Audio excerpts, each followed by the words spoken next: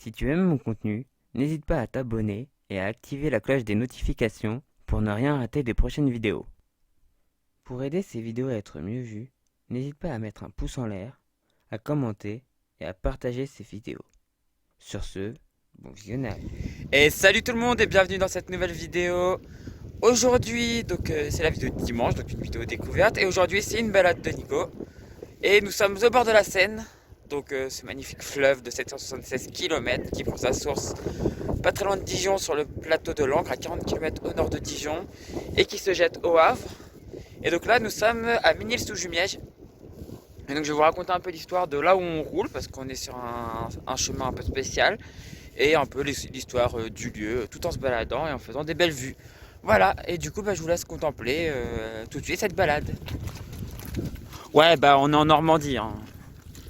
On est en Normandie, il a plu il y a pas longtemps, voilà, c'est un chemin de terre en même temps, hein, il fallait pas qu'il m'attende à autre chose, quoi. Mais c'est à peu près le seul jour potable que j'ai trouvé pour vous filmer ça.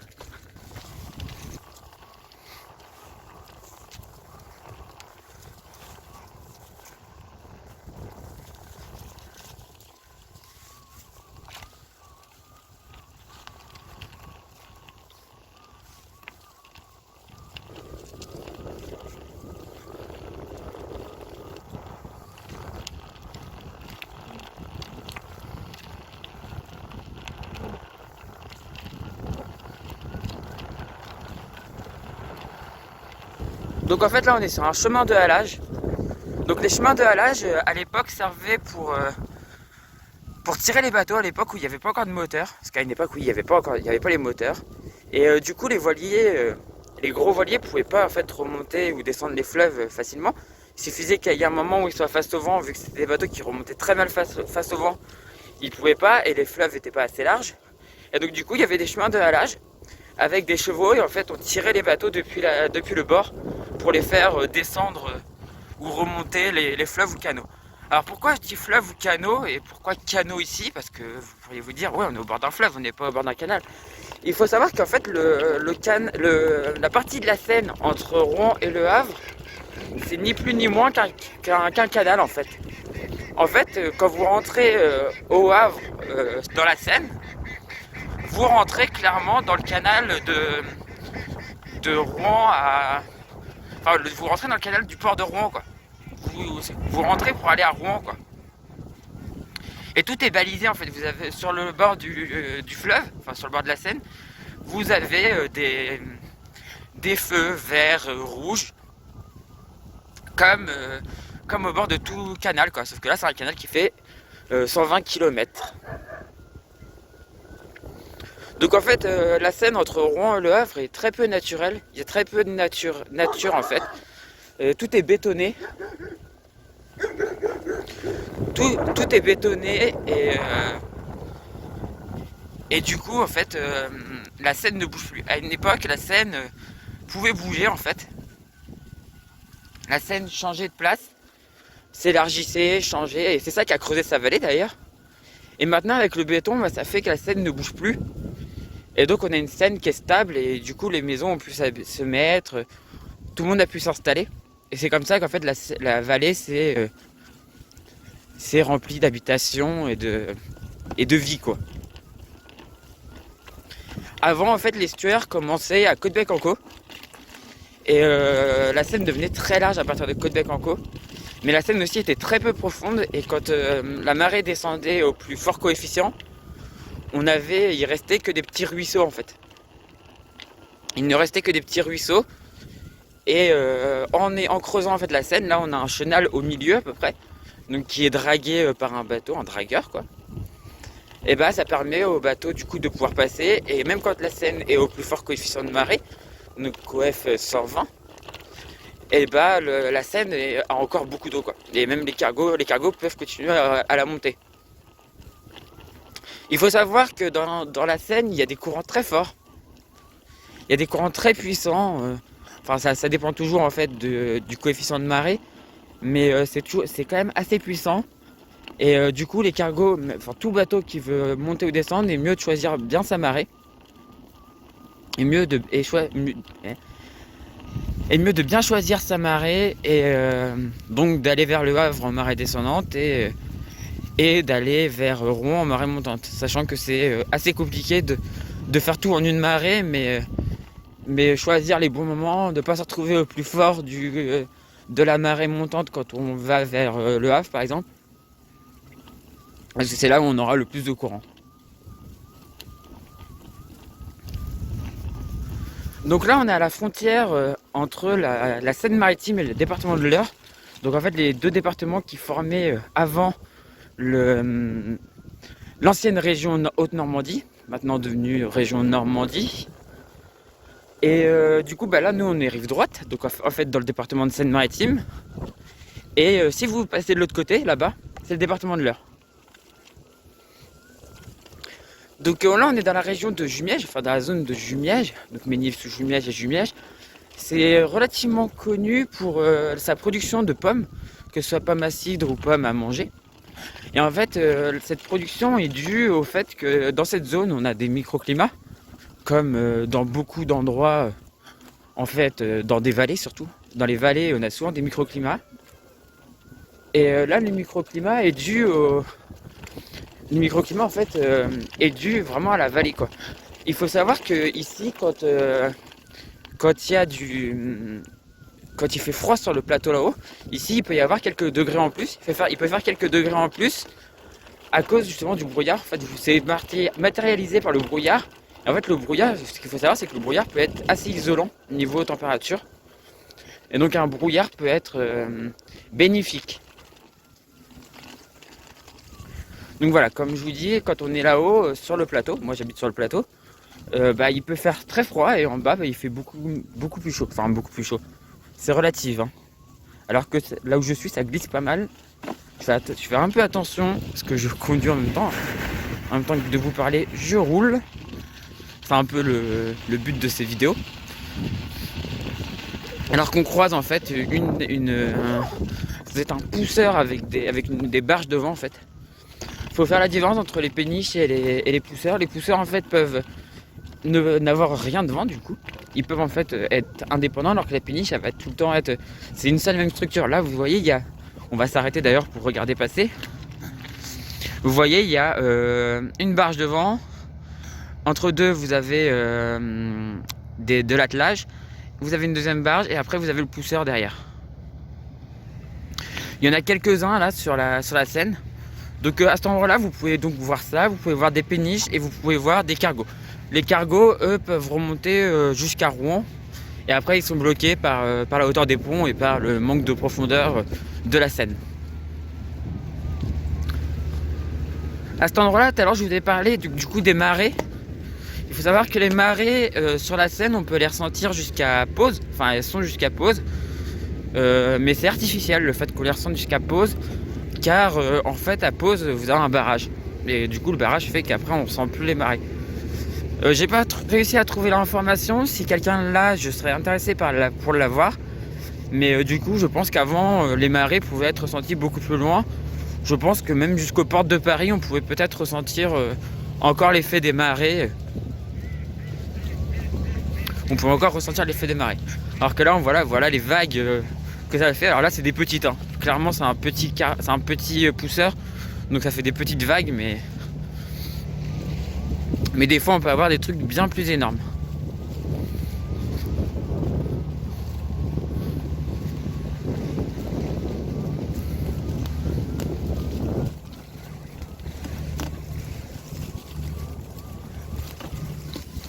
Donc je viens de faire demi-tour parce qu'on arrivait dans une zone où j'avais pas le droit d'aller, donc il y avait une carrière en fait. Et ça me permet de vous raconter en fait ce qui se passe ici aussi. Hein.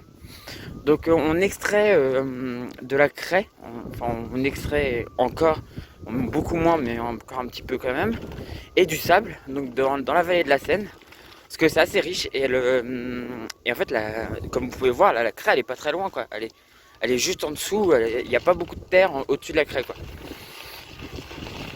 Donc on s'est servi longtemps de la vallée pour creuser. Donc sur le plateau on creusait aussi ce qu'on appelait des marnières, ce qui pose problème maintenant parce que les marnières ont été très mal rebouchées et se recreusent et il y a des maisons qui se trouvent englouties des fois. C'est un gros problème qu'on a dans notre région donc, qui est avec beaucoup de craie du coup. Donc la craie servait pour fabriquer de la chaux en fait. La craie servait pour fabriquer de la chaux. Donc la chaux, c'est ce qu'on met dans les champs pour tuer les microbes, pour tuer les mauvais microbes. Et donc c'est fabriqué à base de craie.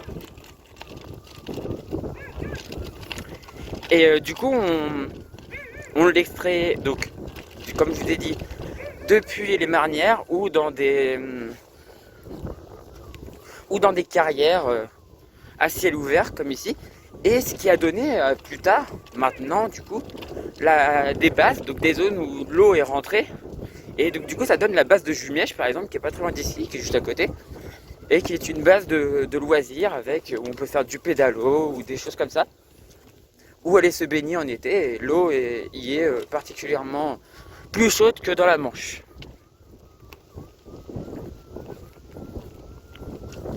Alors qu'on voit en haut, là-haut, sur la falaise, une magnifique maison. Donc en colombage, les colombages, c'est un peu la tradition ici, enfin c'est la tradition ici, même si il y a aussi ça en Alsace. Mais c'est beaucoup quand même chez nous, donc c'est fait avec, à la base c'était fait avec du torchis et du bois. Et maintenant on en trouve aussi avec de la brique, enfin il y a plein de choses, mais le côté avec les striures de bois, enfin avec les poutres en bois est plutôt très agréable et plutôt très joli.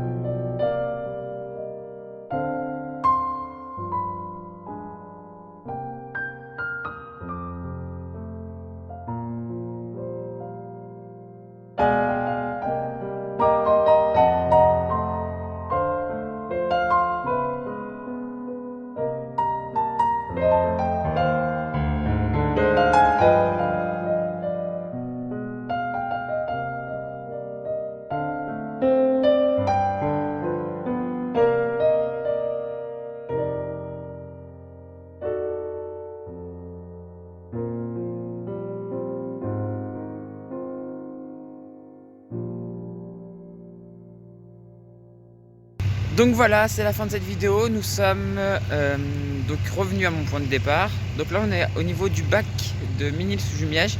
Donc les bacs ici c'est un peu une institution, hein. C'est ce qui nous permet de traverser la Seine entre Rouen et Le Havre. Parce qu'entre Rouen et Le Havre en fait il n'y a que 3 ponts. Il y a le pont de Bretonne en premier en partant de Rouen. On part de Rouen. Pont de Bretonne à Côte-Bécancourt, pont de Tancarville à Tancarville et le pont de Normandie au-dessus de l'estuaire côté du Havre. Et donc les bacs en fait nous permettent dans la journée, il y a des horaires mais c'est assez simple et c'est vachement pratique pour traverser quand on n'a pas envie d'aller prendre les ponts. Et donc voilà, ça c'est les bacs qui sont gratuits ici en Seine-Maritime. Donc c'est plutôt cool, on est bien servi.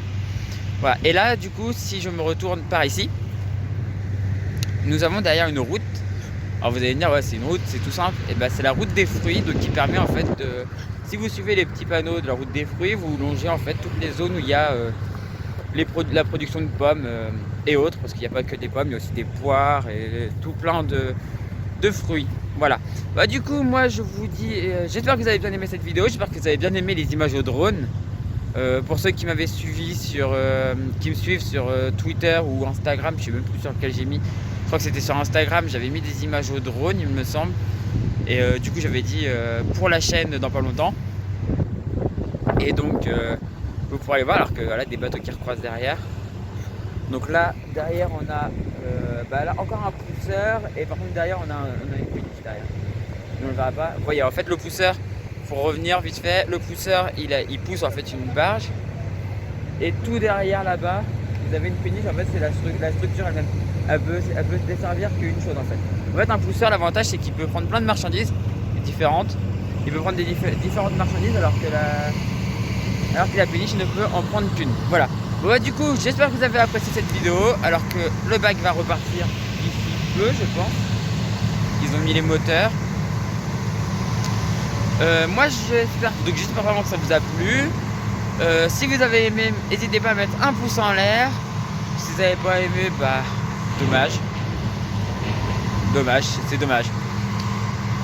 Si vous avez vraiment aimé, mettez un petit commentaire, ça me permet de savoir, ça me permet vraiment de savoir aussi si vous avez aimé.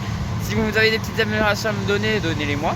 Ça m'arrange, je peux être susceptible, mais voilà, tant que c'est des remarques constructives, moi ça me va. Donc si vous n'êtes toujours pas abonné, abonnez-vous à la chaîne. Et du coup, moi je vous dis ciao tout le monde et je vous laisse dans ces magnifiques images du bac qui va de l'autre côté. Alors que là derrière c'est encore la Seine-Maritime par contre de l'autre côté. C'est qu'en bout de boucle le passage de Seine-Maritime à l'heure. Et voilà, allez ciao tout le monde.